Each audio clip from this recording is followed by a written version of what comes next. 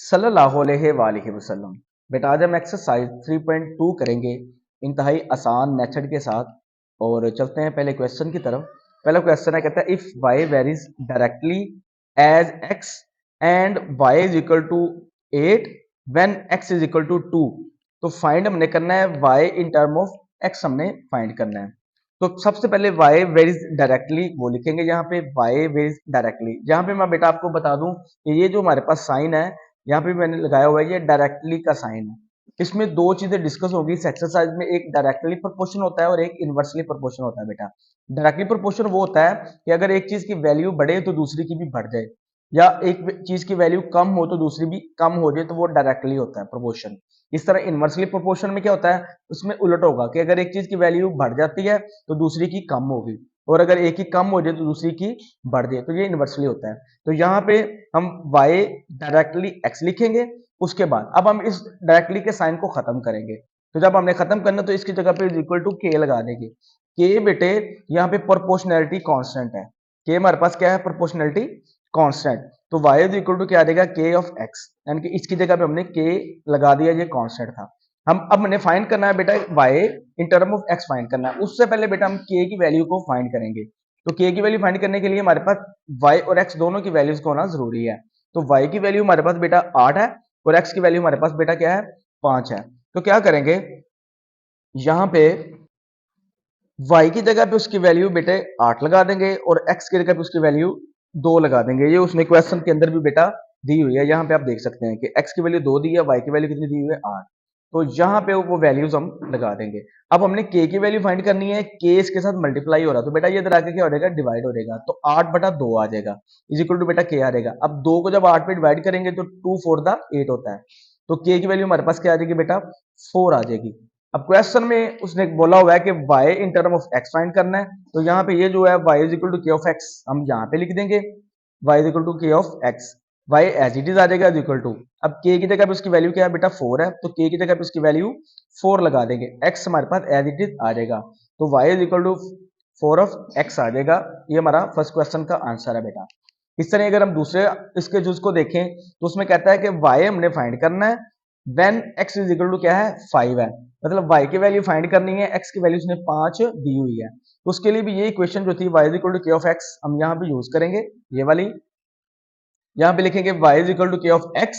अब y as it is लिख देंगे। अब k की जगह पे उसकी वैल्यू हमारे पास बेटा क्या हमने फाइंड की थी, 4 फाइंड की थी ये वाली। तो k की जगह पे उसकी वैल्यू 4 आ जाएगी और x की जगह पे उसकी वैल्यू बेटा ये वाली 5 आ जाएगी। अब 5 को 4 से मल्टीप्लाई करेंगे तो क्या आ जाता है, 20। 5 4 द 20 आ जाता है। तो y की वैल्यू बेटा हमारे पास क्या आ गई, 20 आ गई। ये इसका आंसर है। इसके बाद बेटा इसका नेक्स्ट जूस है, जूस नंबर 3, वो देखते हैं। तो जूस नंबर 3 है हमारे पास, कहता है x फाइंड करना है when y is equal to क्या है, 28। x की वैल्यू हमने फाइंड करनी है और y की वैल्यू कितनी दी हुई है उसमें बेटा, 28 दी हुई है। तो यहाँ पे लिखेंगे फिर वही equation y is equal to k of x। वो आपको पता है, वो हमने पीछे भी बेटा निकाली थी, वो आप देख सकते हैं कि ये दी हुई है y is equal to k of x। ये हमने ऊपर फाइंड भी की थी, y is equal to k of x। वो हम यहाँ पे लिख देंगे y is equal to k of x। लिखने के बाद बेटा अब y की वैल्यू उसने क्या दी हुई है, हमें 28 दी हुई है।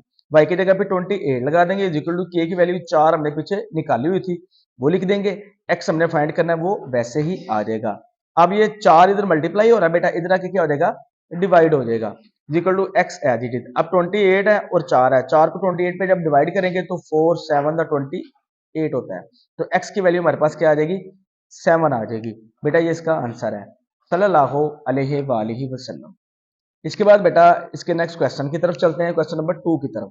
कहता है if y directly x and y is equal to 7 है, when x is equal to 3, find y in term of x find करना है। फिर आगे इसकी इस तरह y की और x की वैल्यू को हमने फाइंड करना है। तो सबसे पहले क्या करेंगे, ये y डायरेक्टली x लिखा, तो ये मैंने आपको बता दिया कि ये डायरेक्टली का साइन है बेटा। अब इसको हम खत्म करेंगे तो इक्वल टू क्या लगा देंगे, k लगा देंगे। k प्रोपोर्शनैलिटी कांस्टेंट है जो इसकी जगह पे हमने लगा दिया। तो y डायरेक्टली x है, y इज इक्वल टू क्या आ गया, k ऑफ x आ जाएगा। उसके बाद बेटा y की वैल्यू उसने दी हुई है हमें 7 दी हुई है और x की वैल्यू क्या दी हुई है बेटा, 3 दी हुई है। तो y की जगह पे उसकी वैल्यू 7 आ जाएगी, k एज इट इज आ जाएगा। आगे x की वैल्यू उसकी 3 है तो वो 3 आ जाएगा। अब हमने k की वैल्यू फाइंड करनी है, 7 आ गया। अब ये 3 बेटा मल्टीप्लाई हो रहा है, इधर आके क्या हो जाएगा, डिवाइड हो जाएगा। तो k की वैल्यू हमारे पास क्या आ गई, 7 बटा 3 आ जाएगी बेटा। अब क्वेश्चन में उसने बोला हुआ है कि y in term of x find करना है, तो यही लिखेंगे equation y is equal to k of x, यहाँ पे लिख देंगे y is equal to k of x।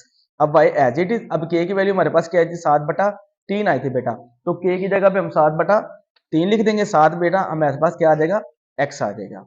इसके बाद बेटा इसके नेक्स्ट जूस नंबर 2 की तरफ चलते हैं।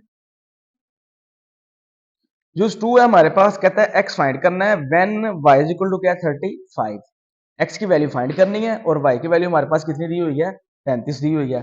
और पिछले जो हमने जूस नंबर 1 किया तो उसमें हमारे पास इक्वेशन थी, आप देख सकते हैं वो क्या थी, y is equal to k of x, यही टर्म हमारे पास यूज होगी और k की वैल्यू हमारे पास क्या थी, 7/3। तो इस क्वेश्चन में भी बेटा नेक्स्ट में भी यही हम टर्म यूज करेंगे, y is equal to k of x लिख दिया हमने। अब y की वैल्यू उसने क्या है 35 है कहा है, तो y की जगह पे 35 आ जाएगा बेटा, और k की वैल्यू 7/3 जो हमने निकाली थी वो लिख देंगे, साथ क्या आ जाएगा हमारे पास x आ जाएगा।